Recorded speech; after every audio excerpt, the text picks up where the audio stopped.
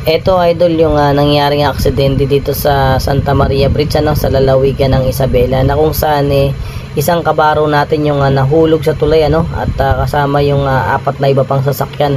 So tinuturong sanhi ng aksidenteng ito idol, overloaded daw yung truck na ito or yung ating kabady So dinidiin nila na halos 100 tons yung karga nitong unit na to, or yung gross capacity nitong truck So bilang dump truck driver or truck driver, alam naman natin yung kapasidad ng isang dump truck halos yung karga niya lumalaro lang sa 27 hanggang 35 tonelada So isama mo na yung kanyang katawan na halos naglalaro sa 15 to 17 tons, halos pumapatak lang siya ng 50 tonelada mga idol.